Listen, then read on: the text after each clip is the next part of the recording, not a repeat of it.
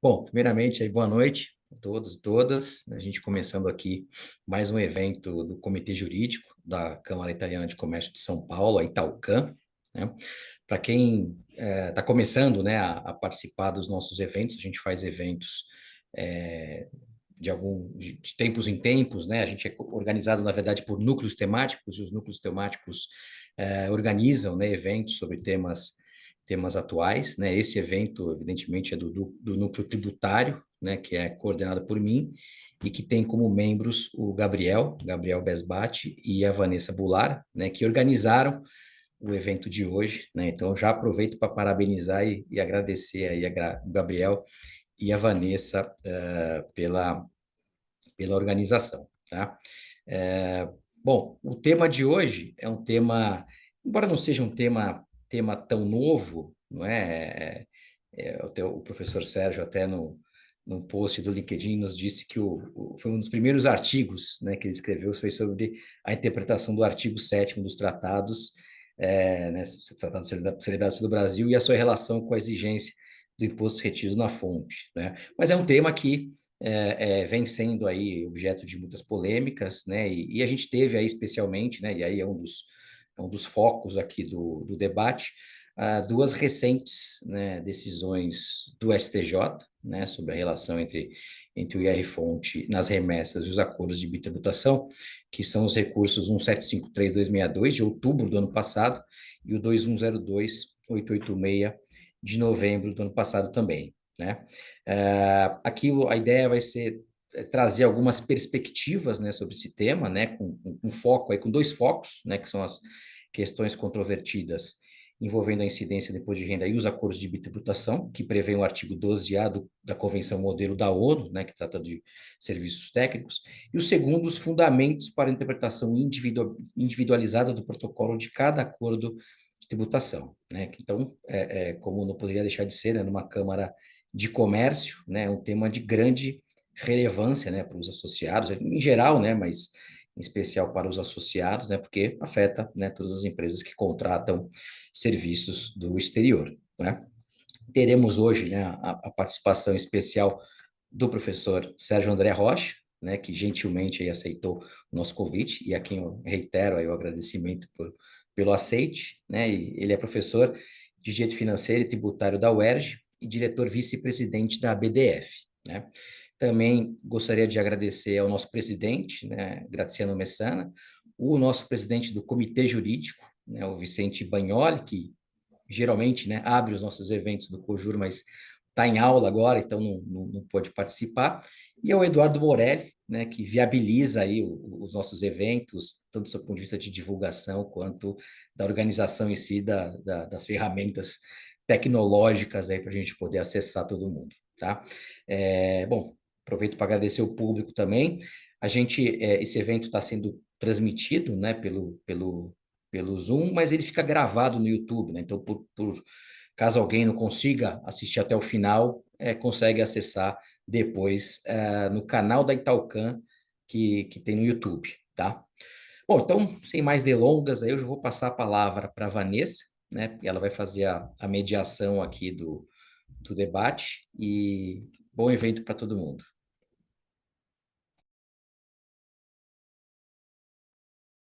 Obrigada, Maurício. Bom, primeiramente, boa noite a todos. Eu gostaria aí de agradecer a oportunidade, né, da Câmara Italiana, ah, e, e agradecer aí o professor Sérgio ter aceito o nosso convite, agradecer aí ao Gabriel, que teve aí a sugestão, foi ele que deu a ideia para a gente trazer em debate esse assunto, que, como o Maurício já disse, apesar de não ser um assunto novo, vai e volta a nuances diferentes, né?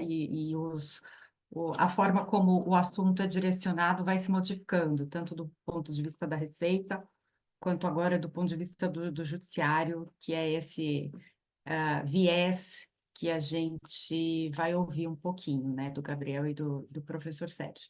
Então, na verdade, Recentemente, aí no final do ano passado, em 2023, em outubro e novembro, a gente teve duas decisões do STJ, que são os recursos especiais, né, 1753262 e o 2102.886, que trataram um pouquinho aí da remessa de valores para o exterior, né, e da qualificação, se seriam serviços técnicos, se seriam tratados como royalties, se seriam rendimentos, serviços em geral, outros rendimentos, enfim. Ou acredito que o professor Sérgio vai passar, né, por esse debate aí, ou ainda se seriam lucros, né, das empresas do exterior, e aí enquadrado, então, em outro artigo que não de serviços nem de royalties. Então, essas questões que são bastante controvertidas aí do ponto de vista da Convenção Modelo da OCDE e também da Convenção Modelo da ONU, que introduziu aí o artigo 12A, né, que não tem previsão na da OCDE. Acho que considerando também o debate, né, aqui em termos de STJ, e que nós não seguimos aí a Convenção Modelo da OCDE, não fazemos parte, apesar de ser um guideline e um orientador com peso bastante relevante, e avaliar aí, ouvir um pouquinho de vocês a questão, né, desses fundamentos aí para essa interpretação individualizada do protocolo de cada acordo tributário, que a gente sabe que acaba tendo uma sistemática diferenciada, né? Quando o STJ, principalmente, ou a própria Receita Federal, está analisando a situação em que o Brasil tenha o acordo com outro país e o que esse protocolo, né, via de regra, às vezes protocolos adicionais, que tipo de tratamento dão, se de fato vai seguir o protocolo ou se de fato deve seguir um outro entendimento. Não é objeto, né, acho que do debate de hoje, mas fica aí também como é um assunto super interessante, e hoje também, em termos de OCDE e tal, a gente fala um pouco de essa questão de serviços técnicos, royalties, tem transferência de tecnologia, não tem transferência de tecnologia, abordando aqui hoje o imposto de renda especificamente, tá? A gente não vai falar de CID, mas até ampliando aí o debate, né, para uns futuros webinars, para a gente falar um pouquinho da questão da digitalização da economia, porque o que é de fato, né, então, a transferência de tecnologia ou não, e se hoje você vê, apesar de um assunto antigo, mas até hoje a gente vê essas mudanças de interpretações, se é serviço, se é royalties, ah, né, imagina quando a gente aprofundar um pouco mais o debate, em se tratando de serviços digitalizados, serviços digitais, talvez aí o pilar 1 em relação à convenção modelo específica que traga isso, enfim, isso é só uma, uma reflexão futura que vale a pena, porque acaba sendo um desdobramento disso, né, da qualificação. Bom, nesse sentido, só introduzindo aí o tema, mas na verdade eu, sem mais delongas, vou passar a palavra, acho que para o Gabriel fazer as colocações, né, os entendimentos, enfim, para ao final a gente ouvir o professor Sérgio e deixar aí aberta a palavra, informar as pessoas que estejam nos assistindo, que durante todo o webinar, o evento, elas podem colocar suas questões, seus questionamentos.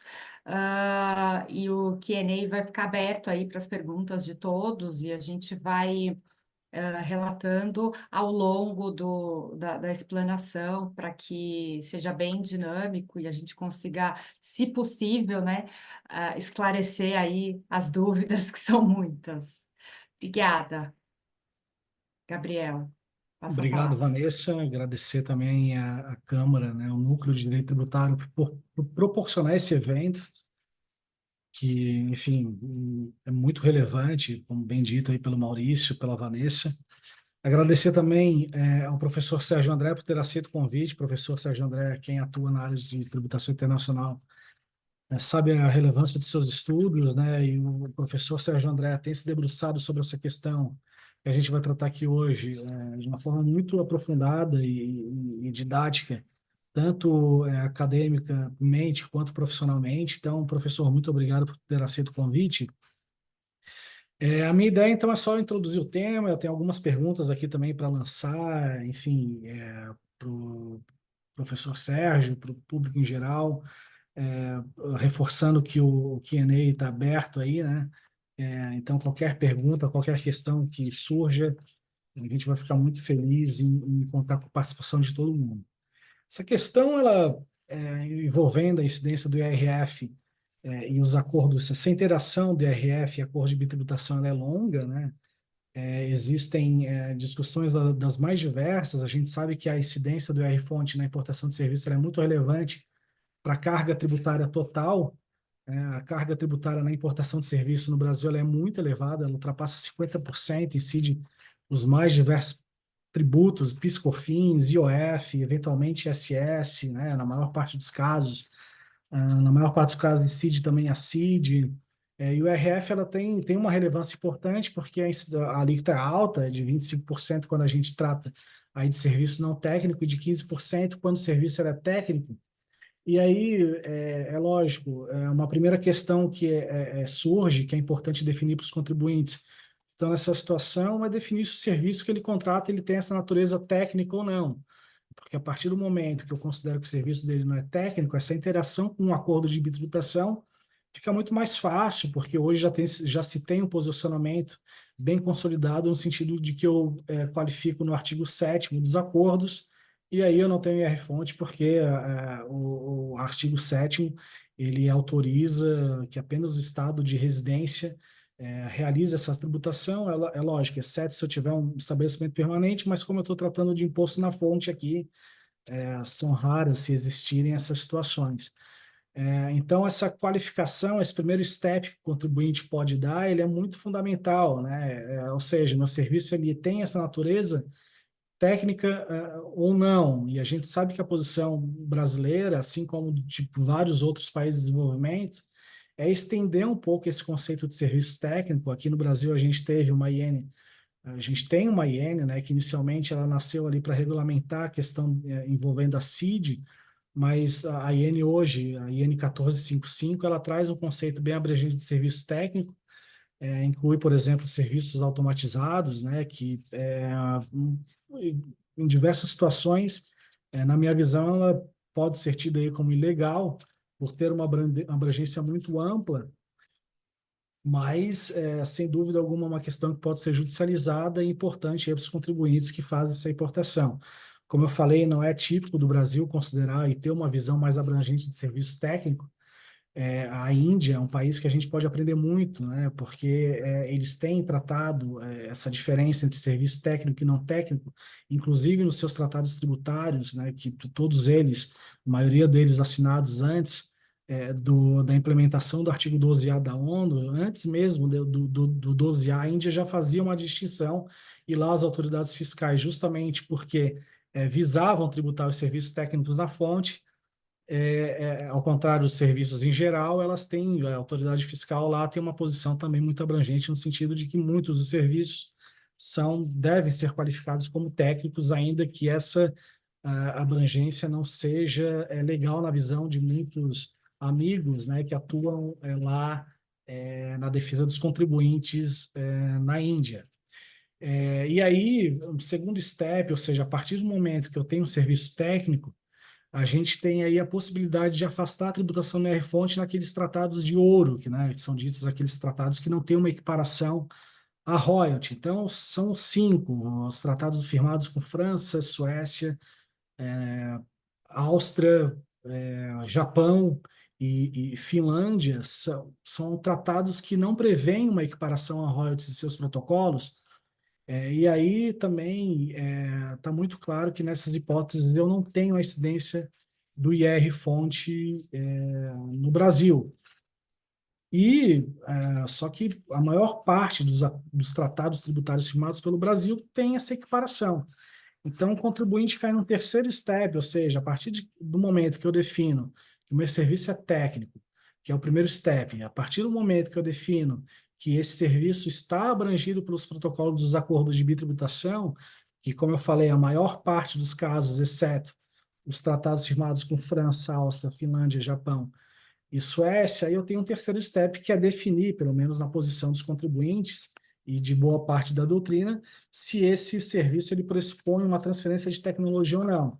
a visão desses contribuintes, dessa boa parte da doutrina que eu citei, ela está em linha no sentido de que, olha, a partir do momento que eu faço essa equiparação ao artigo 12, eu tenho que ter um componente de royalty. Eu só vou ter um componente de royalty a partir do momento que eu tiver uma transferência de know-how, né? São naquelas situações em que eu tenho um contrato coligado que, além da prestação de serviço em si, eu também tenho um contrato que estabelece ali a transferência dessa informação, né? Da transferência desse know-how, ou seja, além de eu prestar o serviço, eu também ensino como fazer esse serviço, que não é o que ocorre na maior parte dos casos. Então, essa distinção feita pelos contribuintes ela é interessante para afastar essa visão de que nos demais acordos de bitributação eu teria uma qualificação como royalties e permitiria a tributação no Brasil, porque, ao contrário da convenção modelo da OCDE, que permite que apenas o estado de residência tribute os royalties, o Brasil ele adota uma posição distinta, né, e permite a tributação pelo estado da fonte, em linha com a Convenção Modelo da ONU. Né? Então, o Brasil tem uma posição aí de tributar royalty na fonte, enquanto, se eu qualifico no artigo 7º, não tem essa tributação.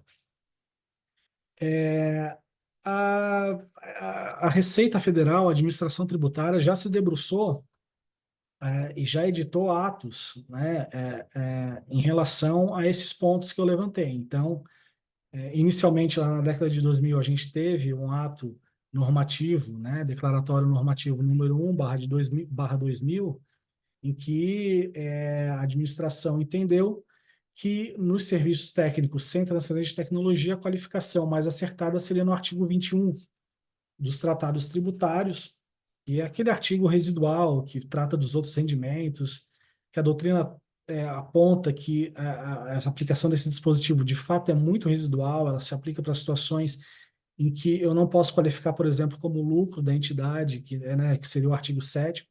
Então, são situações bem específicas, como um lucro, como um ganho na loteria, por exemplo.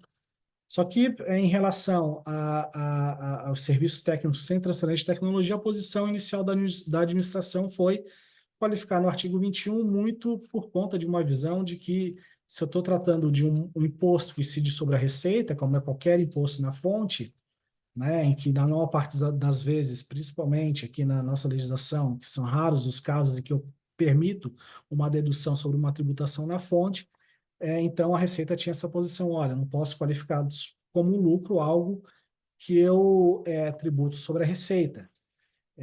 Então, qualificando esses rendimentos no artigo 21, o Brasil também se permitia tributar na fonte, porque também o artigo 21 ele permite a tributação na fonte, também contrariamente ao modelo da OCDE, que dispõe lá que só o estado de residência pode realizar essa tributação. Então, essa foi a posição inicial da Receita Federal, né? Também muito em linha com o caso da Renault.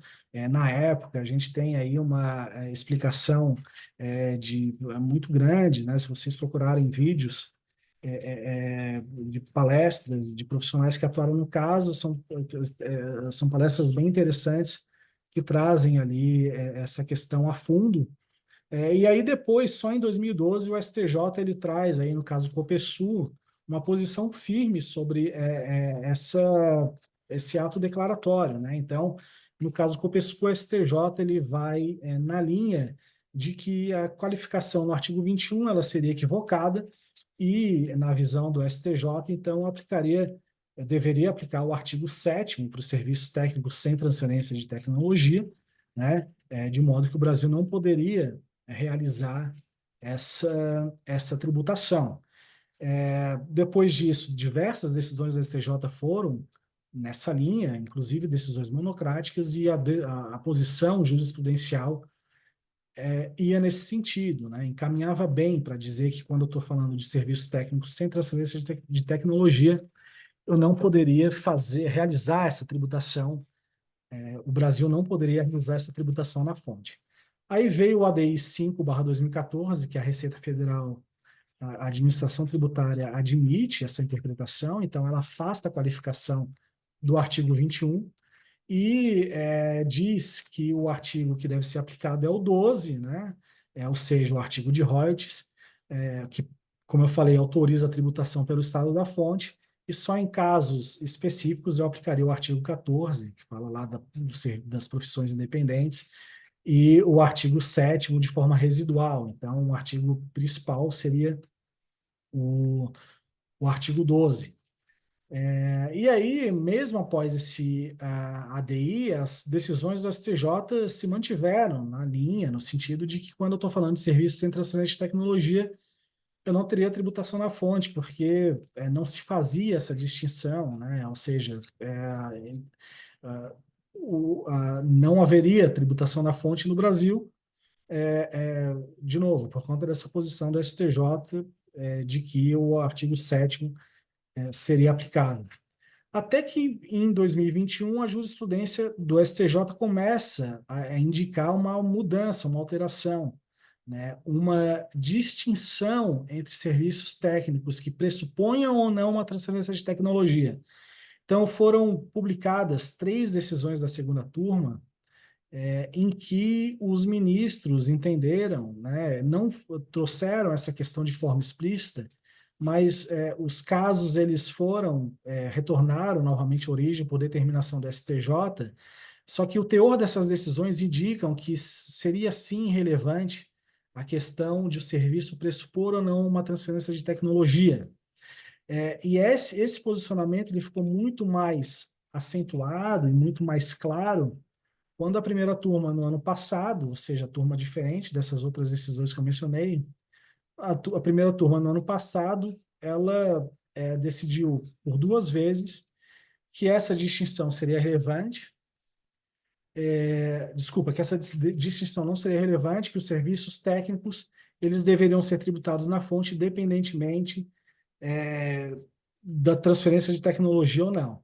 Então, essas decisões do STJ adotam um posicionamento de que eu aplico o artigo 12 dos tratados tributários, independentemente se o serviço técnico pressupõe ou não uma transferência de tecnologia. Então, mesmo serviços técnicos sem transferência de tecnologia, eu aplicaria o artigo 12 e eu teria a incidência do IR-fonte.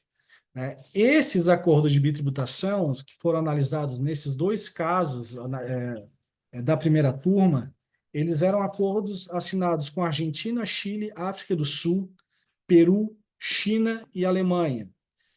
Tirando o acordo com a Alemanha e com a Argentina, os acordos com Chile, Chile, África do Sul, Peru e China são acordos que foram assinados na década de 90 em diante.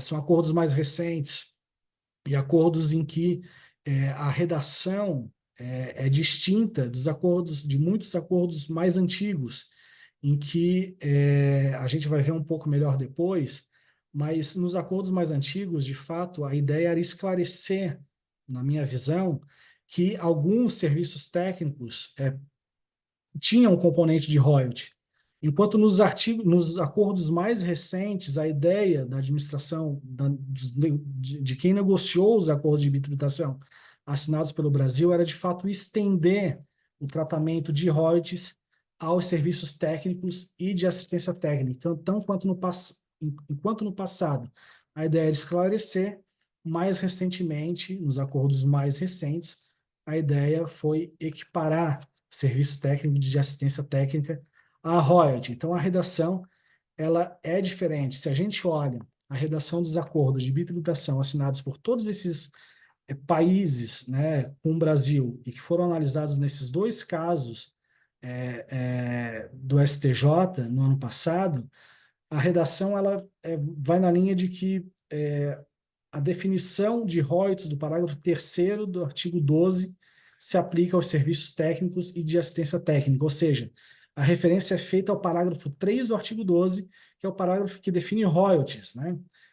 Então, essa redação ela é similar ou muito similar em todos esses acordos, exceto com a Alemanha, né? Que o tratado com a Alemanha ele já foi denunciado, né? Enfim, mas ele tem uma redação um pouco distinta, só que ainda assim ele faz referência, porque ele cita o limite de 15%, né? Aos pagamentos de royalties, mas ainda assim ele faz referência ao conceito de royalty. E em nenhum momento ele fez referência específica ao conceito de know-how.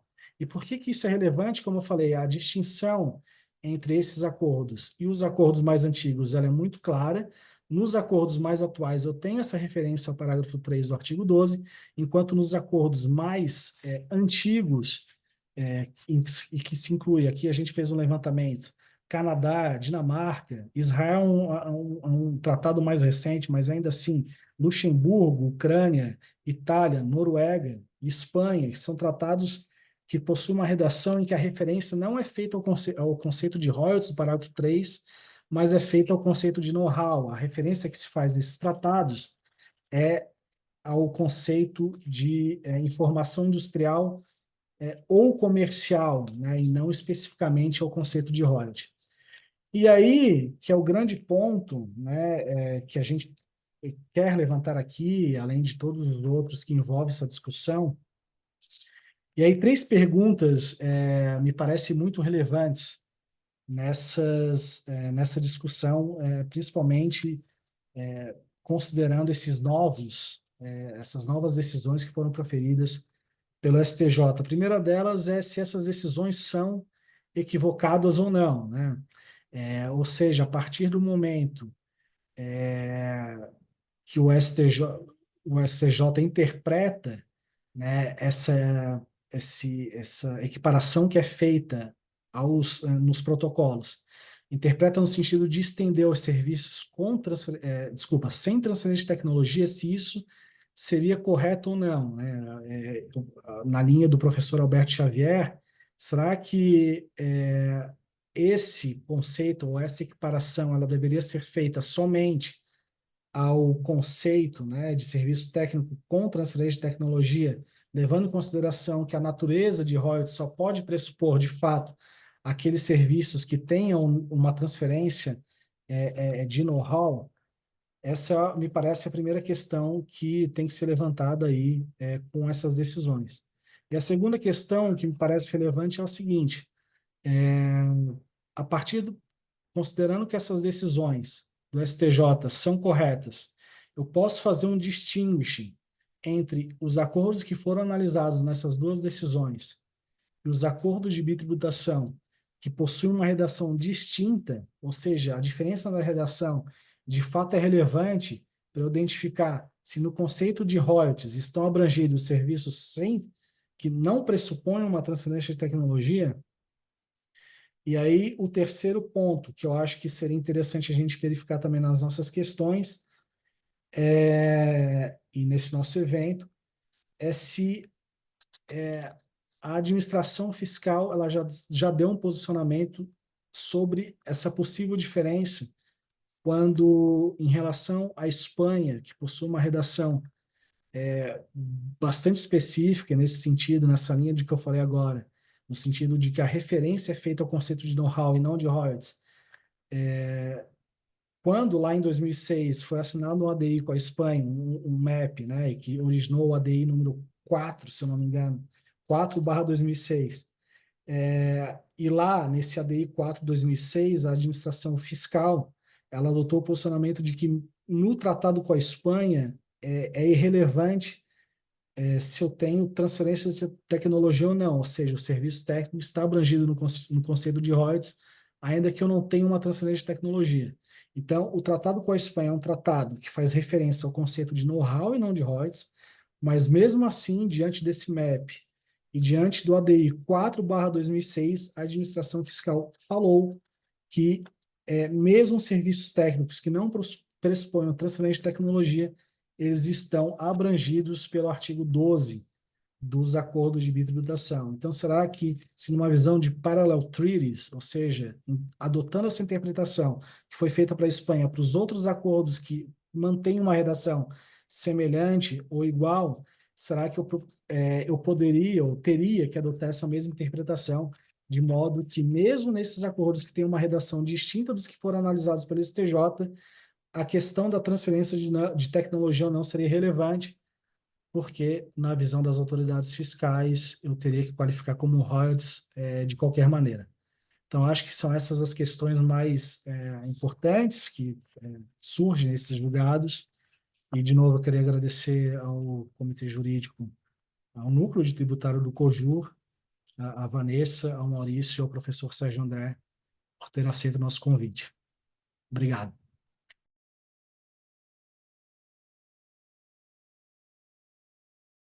Já pego a palavra direta aqui, Vanessa. Então, tá bom, então vamos na sequência. Bom, boa noite a todos e a todas. É uma alegria estar aqui na Câmara Italiana pela primeira vez. Então, agradecer o convite e a oportunidade de estrear na Câmara Italiana, a Vanessa, o Gabriel, o Maurício, que esteve aqui conosco.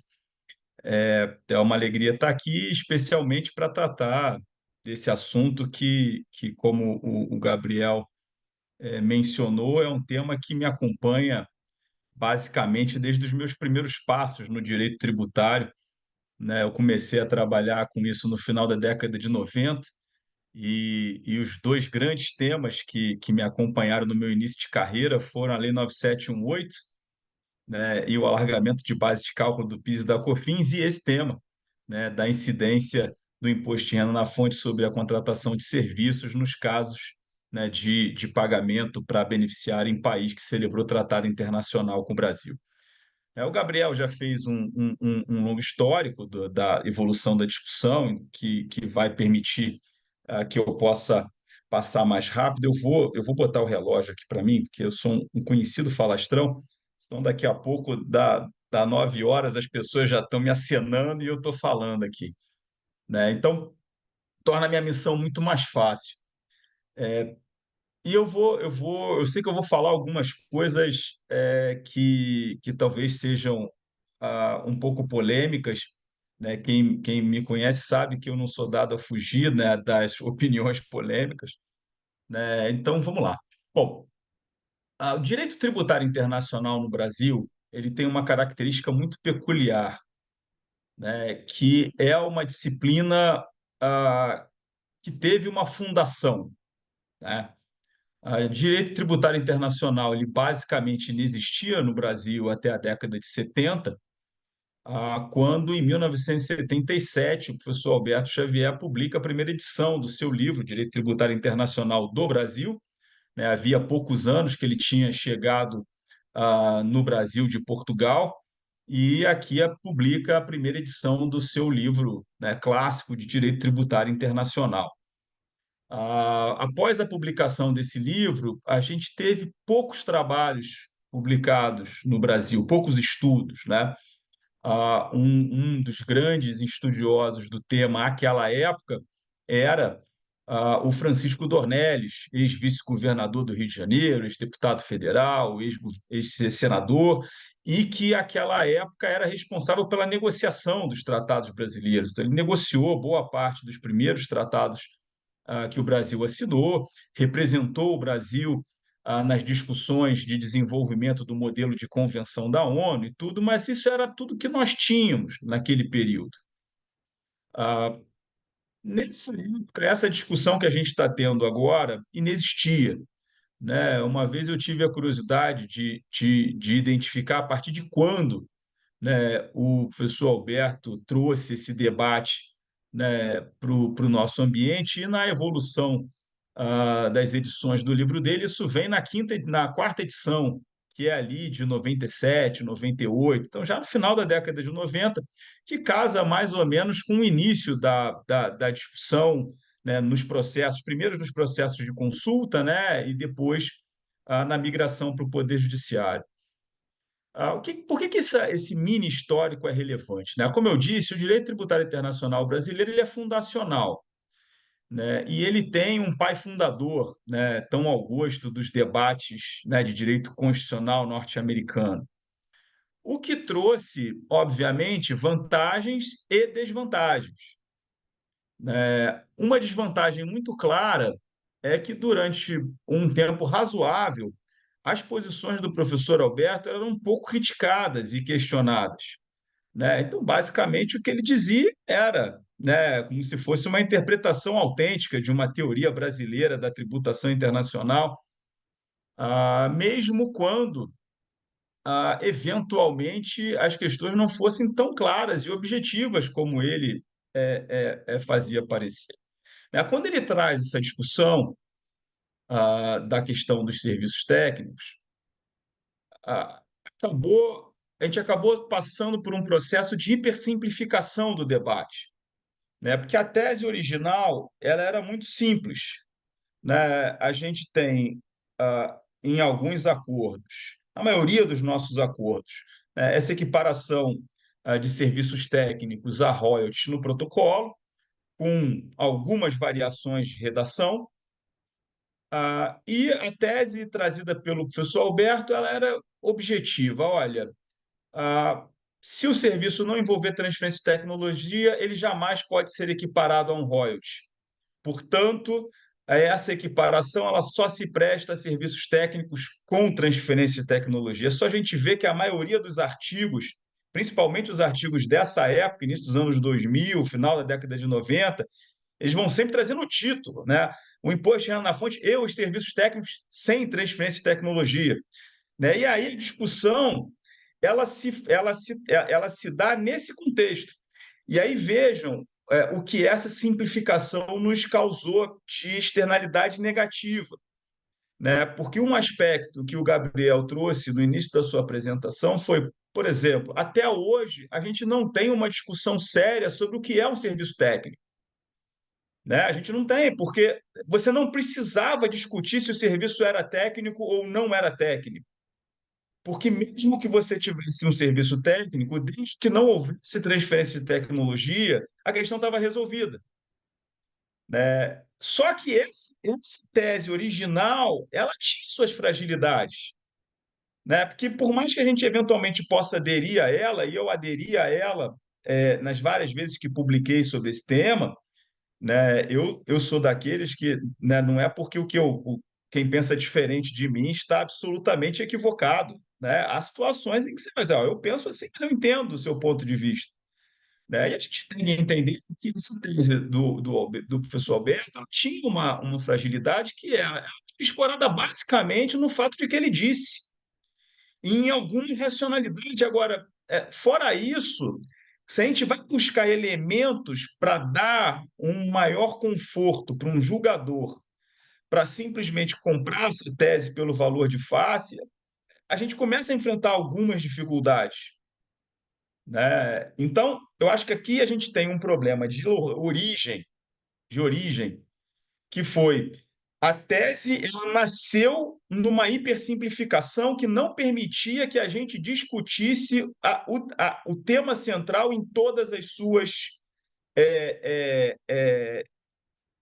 possibilidades. Então, esse é um problema inicial, a meu ver, né? E que legou para a gente uma questão, uma externalidade negativa que está cobrando um preço alto agora quando a matéria chega no STJ, que é o fato de a gente não ter tido uma discussão séria sobre o que é serviço técnico, né? E agora é possível introduzir esse debate, né? Se a gente pega um dos casos mencionados pelo Gabriel, o caso da Motorola, né, de relatoria do ministro Benedito Gonçalves, o serviço naquele caso não é um serviço técnico, é um serviço de assistência administrativa.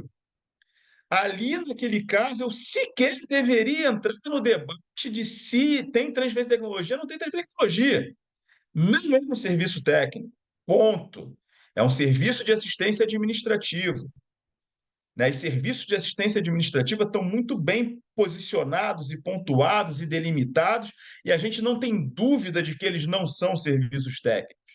Mas o que aconteceu? A tese original, como ela não se preocupava em depurar o que era um serviço técnico, ela chamava qualquer coisa de serviço técnico. Então, foi uma culpa da doutrina original e da maneira como a advocacia levou essa questão ao Poder Judiciário, e de uma certa maneira isso também foi pautado pelo professor Alberto Xavier, porque ele levou os primeiros casos ao Poder Judiciário, né? E vejam, eu sempre faço esse parênteses, eu sou um fã do professor Alberto Xavier declarado, né?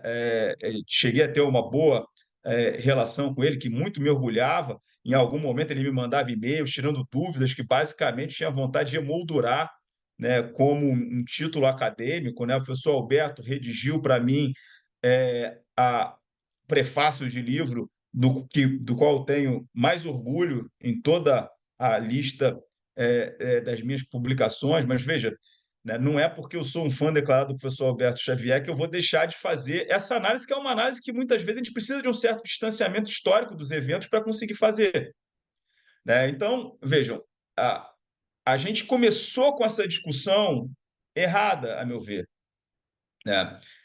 A Receita Federal reagiu a isso errando em dobro, quando, a partir de 2000, com o ato declaratório normativo número 1, ela resolve reagir ao debate com a tese de que o lucro, o conceito de lucro, já que o artigo 7º se intitula Lucro das Empresas, né, que aquele conceito de lucro seria um conceito societário que demandaria contraposição de receitas e despesas e que, portanto, pagamentos de serviço não seriam lucro das empresas porque seriam um rendimento isolado. E aí, usando, como disse o Gabriel, o artigo de outros rendimentos para alocar aquele pagamento, né? Nesse aspecto, a gente percebe que o negócio começou errado de todo lado, né? Então, e foram esses dois, não é um erro, né? Mas é uma abordagem incompleta do problema, né? Então, os contribuintes levaram uma abordagem incompleta do problema do Poder Judiciário, ao qual a Receita Federal reagiu com um erro brutal, né? Que foi a tese que se estruturou a partir do declaratório normativo número 1. E foi assim que a discussão foi andando em 2013. Quando em 2013 entra em cena, né, um personagem improvável nessa novela, nessa saga, que foi a Finlândia, né? Gabriel também narrou isso para a gente, né? Em 2012, o STJ tinha julgado o caso Copesul, meio reconhecendo que a tese original da Fazenda era sem pé nem cabeça. E logo em 2013, veio uma provocação da Finlândia para o governo brasileiro, dizendo: olha, eu não concordo com essa interpretação que você trouxe no ato declaratório, e se você não mudar de posição, eu vou denunciar o nosso acordo, né? E essa manifestação da Finlândia provoca uma série de acontecimentos dentro da administração tributária. Primeiro, COSIT fazendo uma revisão e dizendo: talvez esses caras tenham razão, e provocando a PFN através da CAT. E nisso, no finalzinho, dezembro de 2013, a PFN publica o parecer 2363, em que eles na tese deles, né, vão reconhecer: olha, a gente esteve errado até aqui, né, essa tese do outros rendimentos não faz sentido, né, e nós vamos, a questão é o protocolo. Eu lembro claramente do meu telefone tocando em dezembro de 2013, né, e das notícias na capa do Valor: Fazenda Nacional reconhece direito dos contribuintes, né, gente me ligando, dizendo: olha, agora que nós já ganhamos, que a Fazenda reconheceu, já querendo calcular crédito para trás. E eu falei: olha, a Fazenda não reconheceu nada. A Fazenda está trocando uma tese muito ruim por uma tese boa, porque a tese do protocolo é boa. Não, é um absurdo, não sei o quê. Tem que ser muito mais fácil de você apresentar para um juiz, principalmente. Tem protocolos que simplesmente dizem: o serviço está de ponto. Né? Tem tratados, como disse o Gabriel, como o da Espanha, que tem uma redação muito mais rebuscada e que efetivamente a gente devia estar trabalhando para fazer o distinguishing das duas situações. Mas se a gente pegar o caso base daqueles tratados que simplesmente equiparam, né, não é uma coisa tão simples assim, porque quando a gente diz: olha, mas mesmo quando tem essa equiparação direta, tem que ter transferência, tipo, mas com base em quê? Que o Alberto Xavier disse. Porque assim, tem tem pouca coisa para você enraizar essa argumentação, né? Então, a Fazenda muda de tese em 2013, que materializa no declaratório interpretativo, né, número 5 em 2014, né, os contribuintes aquele negócio sem míopes, absolutamente cegos, porque o jogo mudou. E desde aquela época eu vim gritando, mas parecendo aquele garoto que gritava lobo, né? Eu dizendo: olha, isso vai virar. Quando começa, em 2020, o TRF3, com algumas decisões negativas falando disso, eu me lembro numa reunião, com vários escritórios de advocacia grandes que patrocinam essas ações, dizendo: olha, vocês estão achando que essa discussão está ganha, porque tem Copesul, porque tem Iberdrola. Esse negócio vai virar. Porque se a Procuradoria da Defesa Nacional conseguir fazer com que eles ouçam e eles entenderem que a tese mudou, a chance de virar é grande. Mas eu não percebia muita adesão da advocacia a essa percepção, né? Esse acadêmico heterodoxo gosta de levantar polêmicas e tal, e coisa, mas eu vim enxergando que esse negócio que a gente está testemunhando agora ia acontecer há anos, e vindo, vai vir. A original, ela não podia ser mantida na sua integralidade. A gente tinha que ter, em algum momento, reconhecido as fragilidades da tese original e ter começado a fazer essas diferenciações nas discussões, né? Entrar no debate do que é serviço técnico, né? A gente tem inúmeros desses casos que são puros serviços de assistência administrativa, porque inúmeros desses casos são, na verdade, cost-sharing, tratados como importação de serviços, que era o caso desse precedente da Motorola. Era sharing, que se tratava como contratação de serviço intragrupo. Então, ali você tinha todo um instrumental para mostrar que, olha, isso aqui não é bem serviço técnico. E aí a gente entra com dificuldade, porque muitas vezes, né, você está com um caso que está no STJ, mas a tese foi toda construída, né, esse caso da Motorola, 4. Começou antes da denúncia do tratado com a Alemanha, em 2005. Né? Então, você tem uma dificuldade também, né? Porque o STJ, nesse caso, deixou a Fazenda Nacional dar um caminho de pau na argumentação dela. Porque se a gente olha esse caso, até o TRF, só indicador normativo número 1 e conceito de lucro. A ação do STJ, quando esse caso chega, é inadmitir o recurso especial.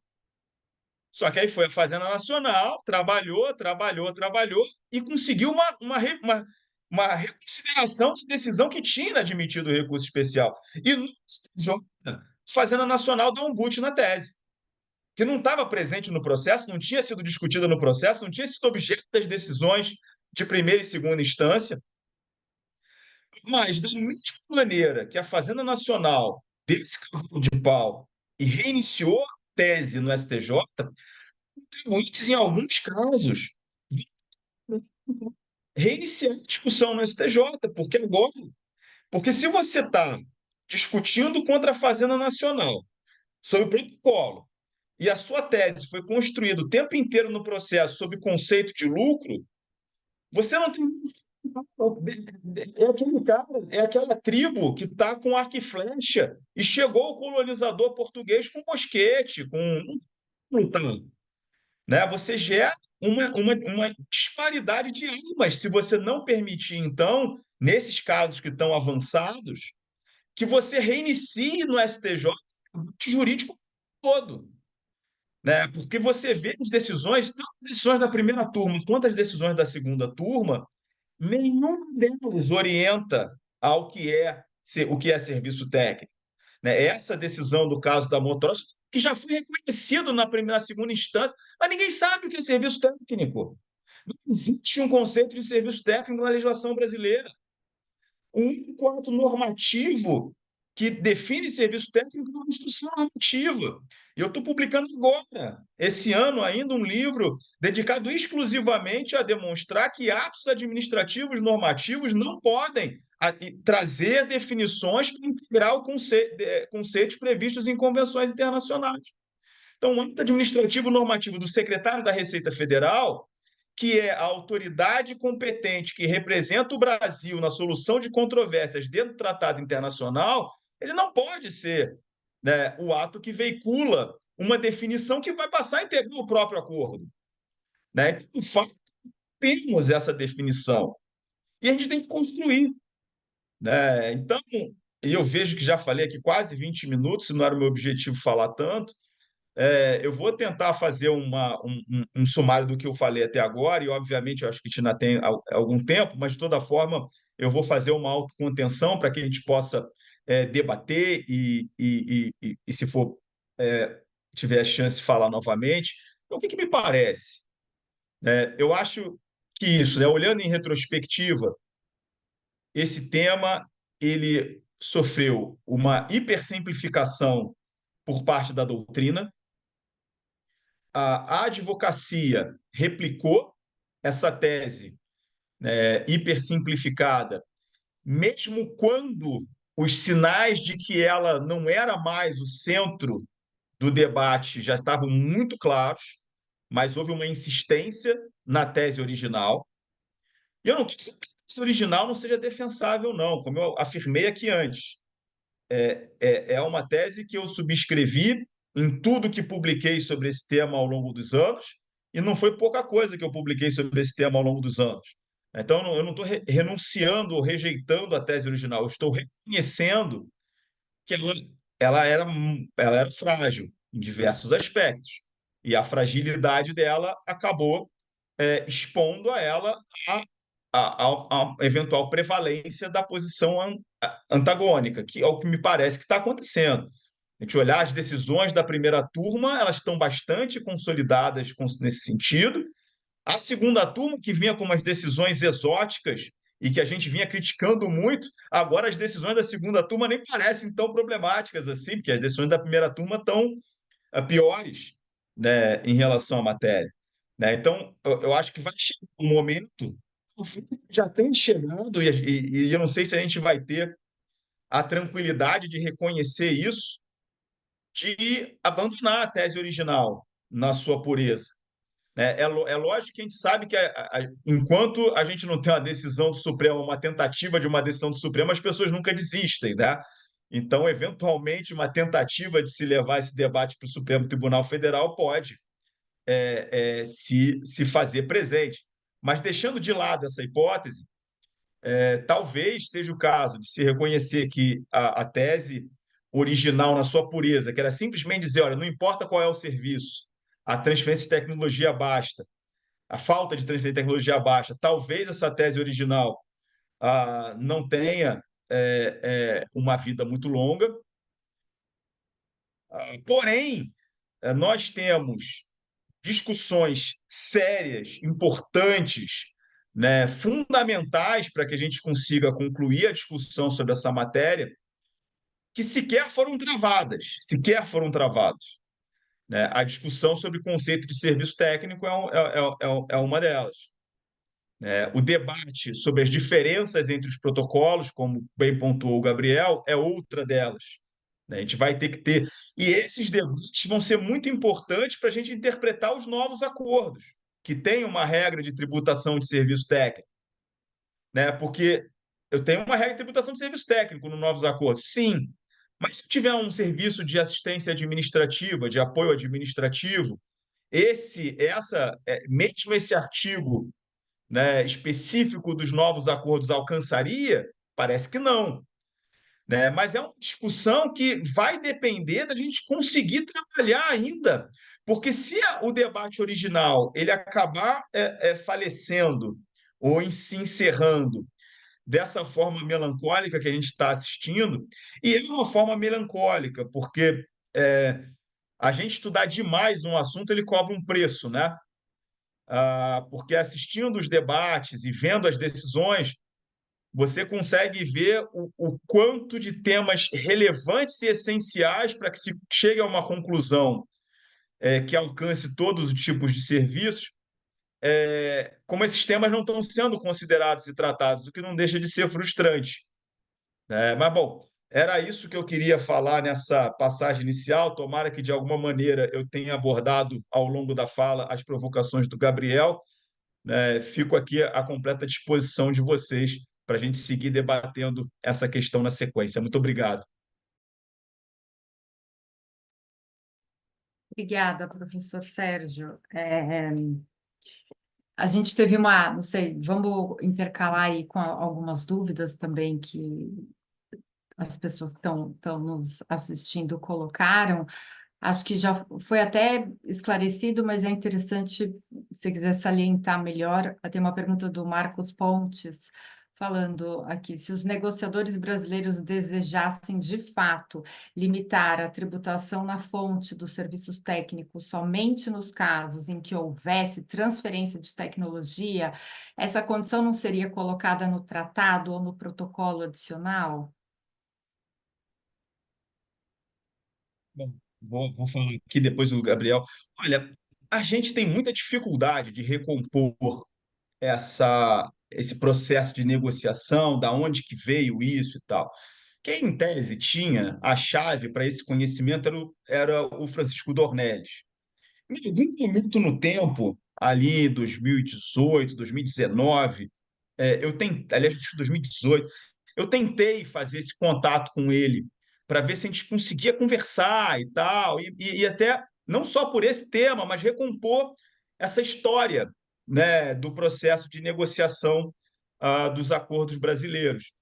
Mas assim, é difícil, né, a gente fechar uma conclusão do que estava na cabeça dos negociadores, e até da perspectiva de direito internacional público, né, quando a gente pega em toda a questão do elemento histórico de interpretação de acordos, principalmente em relação aos trabalhos preparatórios, assim, essas intenções, elas foram formalizadas em trabalhos preparatórios da convenção, de modo que a gente possa acessar e, de alguma maneira, trazer isso para o processo de interpretação, ou então realmente se torna muito especulativo, né? Então, eu entendo a questão, a gente imagina, mas se quisesse, poderia ter feito A, B ou C.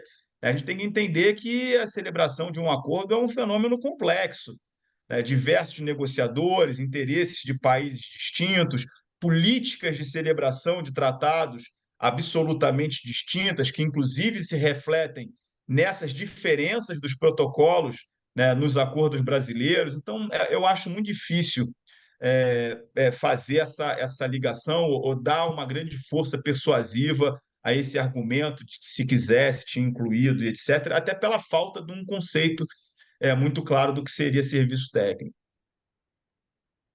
Então, É, fazendo um gancho, desculpa, Gabriel, não, mas imagina. só até fazendo um gancho, né, nessa parte aí essa preocupação preventiva, né, quando está se discutindo aí os acordos, e aí olhando especificamente para essas duas decisões do STJ do ano passado, né, o caso de outubro, que foi da Motorola, né? E o caso de novembro, né? Que a relatora foi a Regina Helena Costa, ambos com a mesma decisão, né? No sentido de, olha, tem que seguir os protocolos adicionais, tem que seguir o que está no acordo, e o acordo diz que a prestação de serviços se equipara a royalties e ponto, artigo 12.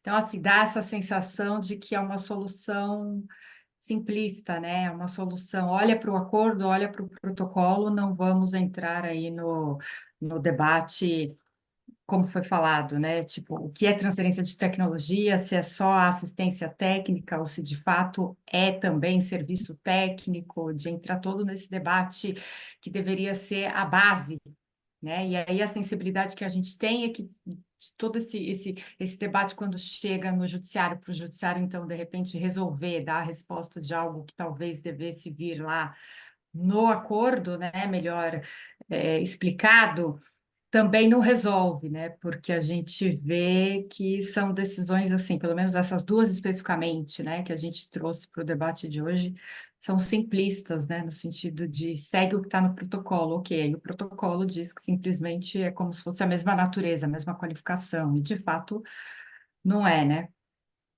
Então, é uma situação que perdura aí bastante a insegurança jurídica, sobretudo que a gente vê alguns casos também de decisões administrativas que aplicaram o artigo 7º, né? O lucro, e não são decisões, assim, antigas, né? E que eventualmente vão aí pode ser que vão a discussão, o debate vai para o judiciário, enfim. Mas, desculpa, Gabriel, pode Não, não. O que falar. eu ia dizer é que, na minha visão, seja pelo contexto que os acordos foram assinados, né? Então, quando a gente vê Os acordos que foram analisados pelo caso do STJ são acordos mais atuais, né? Em comparação com os acordos mais antigos, que possuem uma redação distinta no protocolo, né? Esse é um primeiro ponto. Segundo ponto, se a gente olha para a redação dos acordos mais antigos, quando ele fala expressão por informações correspondentes à experiência adquirida no setor industrial, comercial ou científico, inclui os rendimentos de assistência técnica e serviços técnicos, ou seja, ele restringe ao know-how, né? Porque quando a gente fala de informações correspondentes à experiência adquirida no setor industrial, comercial, científico, esse é o conceito de know-how e esses acordos eles tratam especificamente desse conceito, né? Para mim, a diferença na redação ela é clara, né? Ou seja, eu tenho uma distinção que eu consigo concluir que essa questão do know-how, né, essa diferenciação que o Mauro citou no comentário, ela existe. Eu não posso tratar, na minha visão, o acordo da Itália de uma forma semelhante aos acordos que foram analisados pelo STJ, porque a redação ela é diferente, né? E essa redação, ela vem do contexto, como eu falei, do contexto que os acordos foram assinados, né? Então, essa diferença para mim ela é clara. Eu não consigo. Eu não, o ponto que eu quero trazer é que eu não precisaria especificar transferência de tecnologia, né? Essa expressão, se eu já tenho na redação desses acordos algo que me remete a transferência de tecnologia e algo que está claro, né, que a informação aqui de que quando essa equiparação foi feita, ela se restringiu a know-how, né? Então, a diferença para mim ela existe e é por isso que eu pontuei ali no começo da minha fala e me parece que o professor Sérgio André e a Vanessa concordam que, de fato, há uma diferença que deve ser tratada de forma distinta no STJ. Eu não vejo como equiparar. Eu acho que, respondendo ao Marcos, me parece que essa distinção ela já foi feita nesses protocolos. Eu concordo totalmente com o Gabriel no sentido de que esses protocolos são distintos, né? Se a gente vai, e aí eu sempre ressalto isso, né? Minha atividade hoje ela é essencialmente de parecerista, né? Então, eu não tenho, nem presumo ter, né, a questão da estratégia do contencioso, né? De quem lida efetivamente com os tribunais e tudo, porque isso não é o que eu faço no dia a dia, né? Então, definitivamente, acho que a grande questão agora vai ser como levar essa questão ao STJ, né? Porque mesmo nesses acordos, em muitos casos, né, eu acredito que a discussão tenha evoluído o tempo inteiro sem que essa especificidade da diferença do protocolo e tudo tenha sido tratado. Óbvio que se tiver um caso em que essa questão está clara, bem posta, vai ser ótimo para provocar o STJ em relação a esse tema, né? Eu lembro, na maioria dos casos, né, a gente chega com, pedem, lembram da gente para dar o parecer, já quando o caso está no STJ e tudo, né?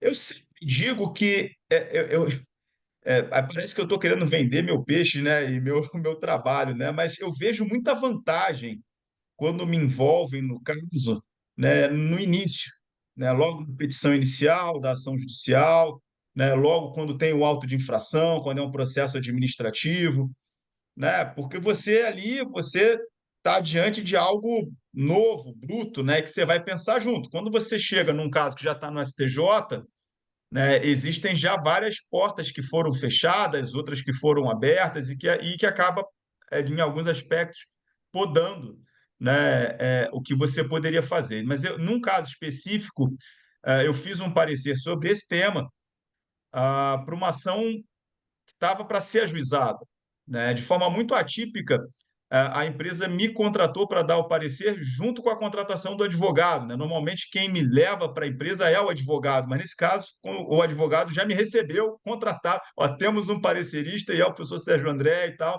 que é atípico nessa minha atividade, né? E na época, a petição inicial ela estava muito endereçada em cima da tese original do professor Alberto Xavier. e o negócio sharing. E eu dizia, não, eu quero fazer o parecer mostrando que isso é um serviço de assistência administrativa, né? E que não é um serviço técnico. Eu não quero fazer um parecer em cima da. Eu quero. Né? E acabou que, com uma certa necessidade de esforço, de convencimento da minha parte, acabou indo assim. A gente fez o parecer foi feito dessa forma. Né? Então, por esse caso, por exemplo, é um caso que começou já do zero com uma discussão um pouco diferente, né, da tese tradicional. Né? Mas mesmo num caso como esse, né, agora a gente tem 20 anos de discussão, né, com teses que chegaram, não sei o quê, vai demandar realmente dos advogados e advogadas um trabalho intenso de fazer esse distinguishing, né? Como eu disse, eu acho que tem dois distinguishings principais a serem feitos. Primeiro, se cobrar do Poder Judiciário uma definição de serviço técnico. Isso fica muito claro nas decisões da segunda turma, aquelas decisões que mandavam voltar para o TRF, normalmente o TRF3, mas você volta para o TRF porque o TRF não qualificou. Só que o STJ não está estudando a qualificação, porque ele tinha que ter estabelecido cada uma das caixinhas conceituais. Que ele dizia, TRF, você não me disse se é serviço técnico, se é royalty, se é coisa, mas em nenhum momento a segunda turma se dignou a orientar a segunda instância do que é serviço técnico, até para que a segunda instância possa efetivamente fazer essa qualificação fática. Né? Então, eu acho que a gente tem essas duas grandes missões. Lógico, tem três grandes missões. Eu não quero tirar da mesa, né, quem está imbuído da missão de ainda defender e ainda ver vitoriosa a tese original. Até porque eu acho que muita gente não vai desistir da tese original ainda. Então, ok, a gente tem uma missão que é o esforço para se ainda fazer bem-sucedida a tese original, que é um esforço que vai se mostrando cada vez mais difícil, principalmente, né, com essas decisões da primeira turma. Tem uma segunda missão, que é a gente tem que ter um conceito de serviço técnico. Porque, e como bem disse Gabriel, a própria Receita reconhece que serviços não técnicos estão fora desse debate. Né? Então, desde 2017, a Receita Federal tem soluções de consulta reconhecendo que serviços não técnicos estão fora desse debate. Né? E a terceira missão está relacionada à distinção entre os protocolos. Né? A Vanessa comentava, né, que a decisão, as manifestações foram frágeis. Né? Aí é uma questão difícil para nós. Né? Eu tento me colocar na posição do julgador, né, que vai lidar com FUST, Funtel, ICMS, contribuição previdenciária, não sei o quê, e de repente bate um tema hiper sofisticado, hiper complexo de tributação internacional. Né? E aí é uma coisa que eu acho que nós, na academia, na advocacia, a gente tem que entender que a gente tem um julgador generalista. Mesmo os nossos julgadores especialistas, no exercício da função, eles acabam sendo generalistas, porque eles podem ser, se a gente pegar dois grandes tributaristas da primeira turma, né, o ministro Gurgel, a ministra Regina, no dia a dia, né, eles são. A função deles é ser generalista. Né? E tributação internacional, que todo tributarista sabe, né? A gente vai ter grandes tributaristas que, se chegar e começar a apertar com uma discussão dessa, não precisa nada. Né? Então, efetivamente, quando a gente olha as decisões, para quem estuda esse negócio há muito tempo, realmente fica um quê de. Né? Ou seja, o tema não foi bem abordado. Sempre aparece, engraçado esse negócio, né? Tanto na segunda turma quanto na primeira, aparecem uns penetras. Né? No meio do voto da ministra Regina aparece uma discussão de BEPS e não sei o que e tal. E você vê assim, mas o que isso está fazendo aqui? Né? Isso tem papel nessa discussão. Né? Como apareceu na segunda turma todo o debate de hibridismo, que era um sem pé nem cabeça também, assim, não tinha nenhum papel na discussão. Assim, gera ruído, né? Gera ruído comunicacional, gera complexidade na interpretação da decisão. Então, né, seria melhor que isso não tivesse lá, né? Porque não ajuda. Às vezes parece uma questão de mostrar alguma erudição com o que está acontecendo na tributação internacional. Efetivamente não ajuda, eu acho que agrega complexidade. Eu me autodeclarei um falastrão, confesso, né? E aí a palavra voltou para mim, eu estou aqui falando um tempão. De novo, vou calar minha boca, até porque podem ter outras perguntas por aí, mais uma vez, desculpa, pessoal. Não, professor, é uma honra ouvi-lo.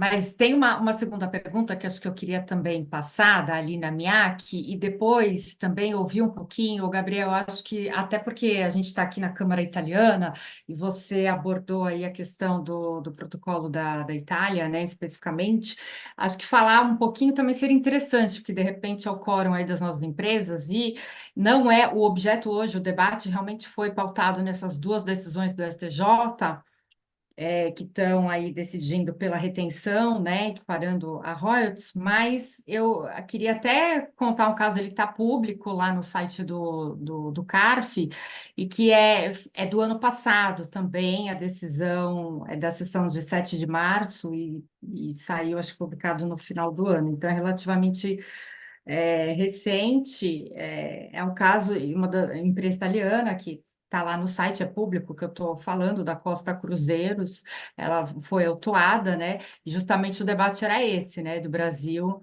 Itália, se é artigo 12, artigo 7º, ou se outros serviços.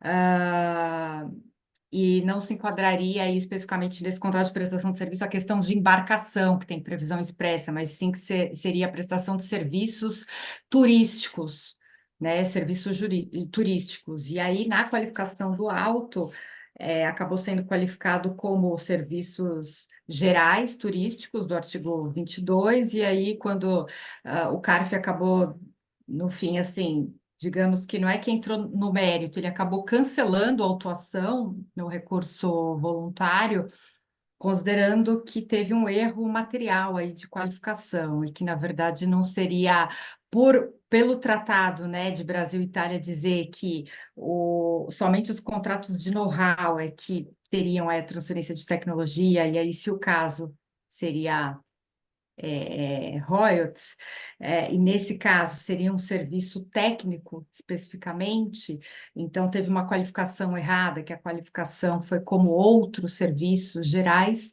eles acabaram cancelando o auto por considerar que é um vício material e que não poderia, de ofício, ter uma alteração aí da autuação, enfim. E aí foi exitoso no sentido de se aplicar o artigo 7º, de ser considerado, porque não teve retenção, né, no final do dia, tá? Então, acho que só fazendo o gancho, já que o Gabriel comentou, né, sobre tratados, que o protocolo que fala especificamente quando é o caso de know-how, que aí seria royalties, se você quiser falar um pouquinho aí sobre isso, teve esse caso específico aí da Costa Cruzeiros, recente, e a pergunta da Alina aí, só para aproveitar que a palavra está comigo, né? Ela questiona o conceito sobre a transferência de tecnologia, né? O conceito não foi formalizado em alguns dos atos preparatórios dos acordos, pelo menos aqueles que eu obtive acesso para a minha dissertação de mestrado. Queria entender o que vocês entendem da possibilidade de investigação do contexto à luz do artigo 3, parágrafo 2, né, considerando as limitações de remessa para assistência técnica e registro no INPI da década de 1970. Não sei quem gostaria aí de falar um pouquinho sobre isso. Posso começar aqui. É, olha, eu acho que hoje, quando a gente pensa, a pergunta é a Lina, Vanessa? Alina, A pergunta da Alina, ela é um seminário à parte, né? Porque ela fala do artigo 3.2, dos modelos e dos nossos tratados, que é um artigo central para esse debate todo que a gente está tendo, mas que nunca foi tratado, né? Então, o parágrafo 2º do artigo 3º das convenções e dos nossos acordos estabelece que se você tiver um termo não definido no tratado, você vai definir o termo a partir da legislação doméstica, né, do Estado que estiver aplicando a convenção, a não ser que você encontre uma definição no contexto do acordo. O modelo da OCDE hoje fala, ou então que você consiga uma definição via procedimento amigável. A gente não tem essa redação nos nossos tratados, salvo o Acordo Brasil-Argentina. O Acordo Brasil-Argentina fala só em procedimento amigável. E esse dispositivo ele deveria ser um dispositivo central, né? Quando a gente pensa em conceito de serviço técnico, né? O serviço técnico é um conceito, o serviço técnico é uma expressão não definida no acordo, né? Então, para a gente chegar a uma conclusão sobre o que é serviço técnico, a gente deveria passar pelo artigo 3.2. De uma certa maneira, quando a Receita Federal argumentou que o conceito de lucros era o conceito doméstico, ela estava fazendo uma interpretação, uma aplicação intuitiva do artigo 3.2, que ela estava jogando para o direito doméstico e estava buscando uma definição aqui. Então, naquele caso, então, a gente estava super dentro do reino do artigo 3.2, embora ele não tenha sido, né? Isso faz parte do que eu comentei antes, né? Que é para a gente ver o quanto esse tema ele é mais profundo e mais complexo do que está sendo debatido.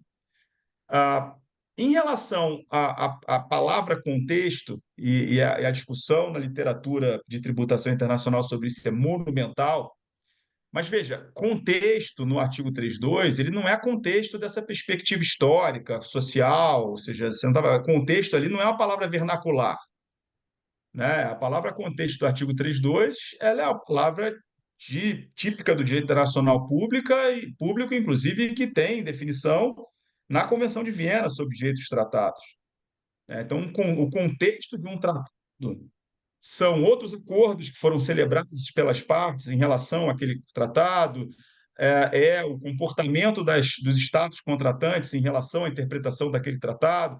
Então, a palavra contexto no artigo 3.2, ela não é vernacular, ou seja, eu não tenho que voltar na década de 70, 60, se a gente pensar no tratado com o Japão e entender qual era o contexto das relações e tal. Então, ali, quando a gente fala que você vai aplicar o direito doméstico, a não ser que o contexto estabeleça algo diferente, é contexto do acordo, né? Ou seja, se você tiver uma definição de direito internacional construída a partir do contexto do acordo, você não precisa vir ao direito doméstico. Se você não conseguir uma definição de direito internacional construída a partir do contexto do acordo, você vem ao direito doméstico, né? E aí, quando a gente vem ao direito doméstico, o que a gente vai encontrar? Nada, é um vácuo, tá? Não tem uma. Então, essa é a grande dificuldade desse debate, embora efetivamente o artigo 3.2 ele seja um protagonista ausente, né? Ele era para ser super discutido desde o ato declaratório normativo número 1 de 2000, porque o ato declaratório normativo número 1 de 2000 ele era isso. Porque, vejam, o ato declaratório normativo número 1 ele não é pura. Ele tinha uma razão de ser. Tem aquele negócio, de novo, a gente pode discordar, mas a gente tem que encontrar a racionalidade do que as pessoas fazem. O ato declaratório normativo número 1 de 2000 foi, olha, o tratado não define o que é lucro, eu tenho que definir lucro a partir da legislação doméstica, e quando eu defino lucro a partir da legislação doméstica, eu não tenho um artigo específico que lide com aquilo, e, portanto, eu caio no artigo de outros rendimentos. Isso foi o racional do declaratório normativo número 1 de 2000. Que aí, de novo, a gente pode discordar do racional. Porém, ele não é tipo que o declaratório normativo número 1 de 2000, ele sempre foi tratado meio como uma coisa louca que, né, se tomou um chá aqui em Brasília, estou em Brasília nesse momento, se tomou um chá em Brasília e saiu aquilo, né? Não é bem isso. Tinha uma racionalidade por trás do ato declaratório normativo número 1 de 2000. A grande loucura do ato declaratório foi dizer que ele se aplicava à França, sabendo que a França não tinha o artigo de outros rendimentos. Isso sim era uma insanidade. Mas, de resto, o raciocínio por trás dele, ele até cruzava um pouco com o artigo 3.2 das convenções. Me desculpa mais uma vez se eu me estendi, mas a gente culpa a Alina, porque ela fez uma pergunta e, como eu disse, o artigo 3.2 ele é um seminário em si para a gente discutir ele, porque ele tem diversas ramificações. Ele seria essencial nesse caso, e realmente é uma pena que a gente tenha chegado aqui quase na reta final do debate e ele nem aparecer, ele é nem coadjuvante. Ele é aquele cara que tiraram dos créditos do filme, né? Embora fosse super importante. Não, eu concordo com o professor. Eu acho que se tem algo que a gente pode extrair do 3.2, seria a linha de que, como ele faz referência ao artigo 12, o próprio contexto do acordo de bitributação demonstra que, na verdade, eu teria que sim ter uma transferência de tecnologia, porque eu faço referência, a esse dispositivo e, por conta disso, qualquer equiparação somente poderia, qualquer equiparação a royalties teria que necessariamente pressupor essa transferência de know-how para que seja qualificado como tal, né? Se a gente olha lá os comentários da Convenção Modelo da OCDE, no artigo 12, fica muito claro, tem passagens explícitas, claras, no sentido de que serviço, para ser enquadrado no artigo 12, necessariamente se exige uma transferência de know-how. Então, no contexto do próprio acordo assinado, eu poderia ter essa visão. Agora, se a gente puxa, eu acho que o professor Sérgio André trouxe muito bem a questão de que quando a gente fala lá em contexto, eu não necessariamente eu tenho que olhar no contexto que um acordo foi assinado, enfim, como era a visão das autoridades fiscais na época que esse acordo foi elaborado. Mas, caso eu faça essa leitura, caso essa leitura seja feita, que é contrário ao que o professor Sérgio André falou, mas existe posição nesse sentido, o que a gente pode extrair desse argumento seria de que, olha, lá na época que os primeiros acordos foram assinados, a intenção dos estados e do Brasil não era equiparar serviço técnico a royalty, né, mas sim esclarecer que determinados serviços teriam um componente de royalty, né, por conta dessas restrições que eram impostas pelo INPI, pelo próprio Banco Central. Então, eu esclarecia junto ao outro estado que alguns serviços técnicos tinham esse componente de royalty, né. Então, a ideia era fazer esse esclarecimento e não estender o conceito de um ao outro. De novo, eu insisto nisso porque, para mim, né, a redação desses acordos ela é muito clara, ela é muito distinta, né, dos acordos mais atuais. E por isso que eu estou bem convencido de que esse fator, ainda que eu não compreenda, né, ele como uma importância no sentido de trazer o 3.2 para jogo. Mas esse fator é importante para interpretar a redação de cada um dos acordos, né? Entender o contexto histórico, na minha visão, é importante para entender essas redações. E aí, de novo, né, eu repito e insisto que a redação é diferente, talvez por conta desse contexto histórico que a Alina trouxe para a gente, ou seja, porque a ideia lá no passado era fazer esse esclarecimento e não uma equiparação.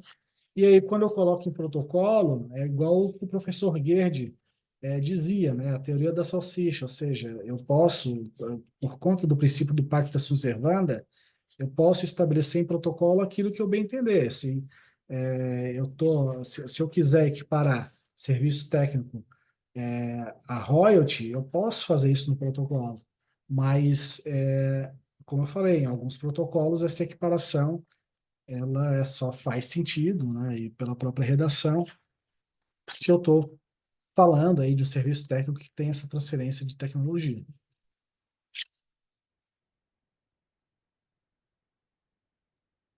Bom, obrigada e obrigada, Gabriel. Obrigada, professor.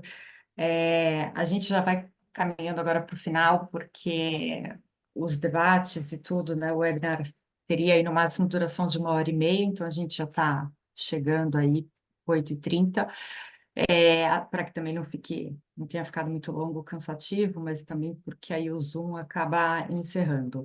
E acho que, em linhas gerais, a gente né, atingiu aí as expectativas. O debate era justamente colocar essa mudança histórica, né, essas duas decisões do STJ de 2023, e eventualmente acompanhar aí os próximos passos, próximas discussões, como disse aí o professor Sérgio, né, das três, dos distinguishes, né, dos três apontamentos que ele sugeriu de, né, voltar aí à tese original, ou colocar distinção, deixar claro que seriam serviços técnicos, e o terceiro ponto, que seria aí a distinção entre os protocolos, né, para que a gente não precise cair também nessa situação de trazer esse conceito aí para a lei doméstica, porque acaba gerando outros conflitos, né? Como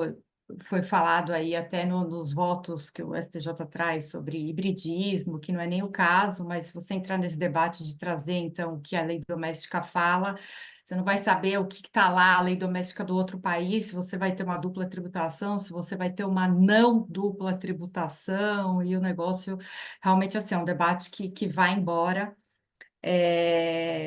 sem correlacionar, né? Quando a gente diz serviço técnico, não técnicos, tem a questão dos digitais, não digitais, enfim. Mas eu queria agradecer a todos que estão aí, que ficaram conosco até o final, agradecer as perguntas, agradecer ao presidente da Câmara Italiana, Graziano Messana, ao Vicente Bagnoli, ao Maurício Barros, que é o coordenador da parte tributária da Câmara, que precisou sair. Agradecer aí o Gabriel sobre a sugestão da pauta, né? Na verdade, acho que desde o início do ano a gente conseguiu conciliar a agenda do COJUR só agora, mas foi super rico o tema, apesar de parecer que é um tema velho, não é, né? Porque o negócio vai embora. E agradecer super o professor Sérgio André Rocha. A gente sabe que a agenda dele é super complicada, mas que conseguiu aí atender a nossa solicitação e contribuir, e todo mundo aí ficou até o final justamente para ouvi-lo e aprender com ele, né?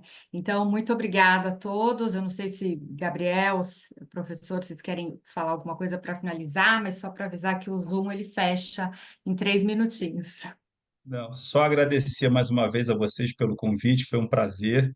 E como eu disse, eu sou um entusiasta dessa discussão, torço pela tese que há tanto tempo eu acompanho e defendo, e ainda fico na expectativa de, pelo menos, se for para ter um resultado negativo, que seja com o tema sendo discutido, né, em todos os seus aspectos. Quem sabe, Gabriel, que está aí, grande advogado, né, e toda a advocacia que ainda lida com esse tema, né, que consiga, né, colocar essas novas questões, o tema muito importante dos protocolos, o tema dos tipos de serviço, do conceito de serviço técnico. Tomara que a gente ainda tenha a chance de ver isso debatido. Mas é isso, muito obrigado.